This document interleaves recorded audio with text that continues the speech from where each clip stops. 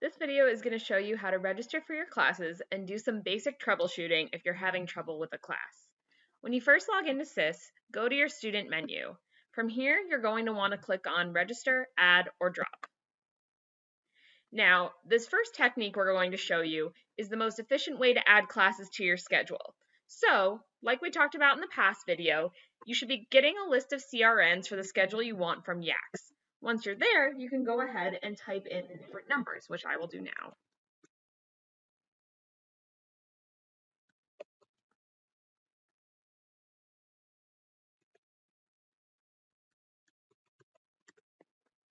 Once you've typed in all your CRNs, hit Submit Changes to register. Now, if everything goes through like this, you're done. That's it. You've registered and all is well. If it says registered via web, it's official. So don't look for a button to save or anything. You're already in the class.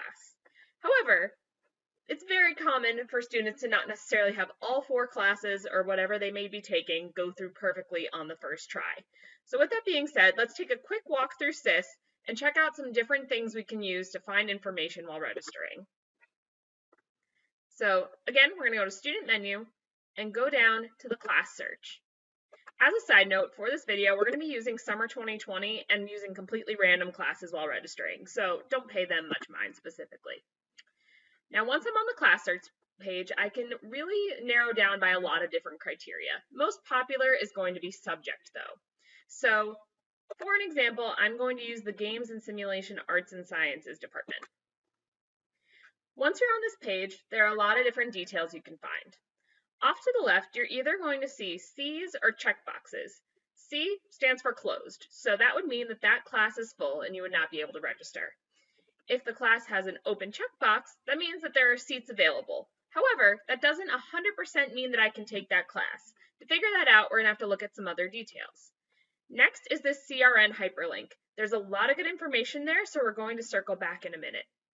Then here are some more obvious things. So course code, title of the course, when it meets, and then here's a bunch of columns. CAP stands for capacity, which is how many seats are in that class overall.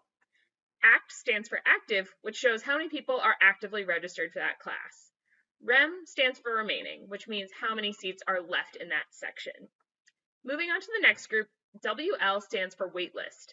As you can see, not every class has a waitlist. If the waitlist capacity is 0, there's no waitlist function in SIS for that class. However, this is something you generally aren't going to have to worry about or think about with your first semester's registration, so don't worry about that for now. Ask your hub advisor if you need help with that. Last is the cross-listed section. XL stands for cross-listed, which means that the course is either split into 2 sections at the same time, or it's listed under 2 different departments. This is just helpful to know because sometimes you'll see that a class looks open, but find that you can't register. Check to see if it's a cross-listed class. Sometimes that's the answer. Last thing I'll draw your attention to on this screen is the attribute column. In the Haas video, you heard us talk about Haas inquiry classes and communication intensive classes. If you want to know which courses qualify, this is where you can find it on SIS. So, as we can see here, History and Culture of Games is a communication intensive course. Other courses would not give you that designation. Now, as I said, the CRN hyperlink is our best friend in troubleshooting registration issues. If I click on a CRN for a class and then click on the title, it'll tell me any restrictions or prerequisites for the class. So, for example, for this section of Art for Interactive Media, I would have to be enrolled in one of these 3 majors. If I wasn't, I would get an error message, which I'm going to show you in a minute. If a class is not restricted, it'll be blank, so I'll move on to the next section to show you that. This is what it'll look like if a class has no restrictions by major and no prerequisites. Speaking of prerequisites, that's when you have to take one class to take the next in a sequence. An example of that would be this course. I can see here that I would not be able to register for intermediate game design unless I had completed and passed GSASS 2510 in a prior semester. So with all that being said, this is 9 times out of 10 going to tell you why you're getting an error message in registration. So let's take a quick look at what those look like so you won't be surprised if they come up during your registration slot.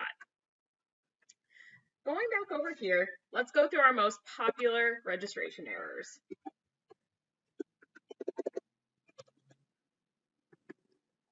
The first is a time conflict.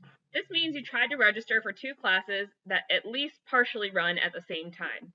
One thing that's nice is SIS will tell you which class is the error. So in this case, my Arts 1050 class is conflicting with my Computer Science 1 class. In these cases, you're going to want to look for another class. On to the next, let's look at that major restriction error. If you're restricted by major, this is the error message you'll get. So I pulled that Art for Interactive Media section we looked at before and tried to register for the major restricted section. Last but not least, we'll look at the prerequisite error. And that's what your error will look like. So please know that if there are errors during registration, you have the power to figure out what went wrong, and oftentimes you can fix it. You're generally going to see these errors most when picking electives for your different classes. So 9 times out of 10, if you see one of these errors, it's something where you could obviously just pick another section. If you need help, always ask your hub advisor. Last thing is once you've finished registering and your schedule is as you think it should be, make sure to double check. Go to the student menu and then go to View Schedule Daytime Grid. Now it's going to default to the week that you are currently living in, so you'll want to jump to a date in the given semester so that you can see the week at a glance for what semester you registered for. Now I can see my classes and make sure everything looks as I expected it to.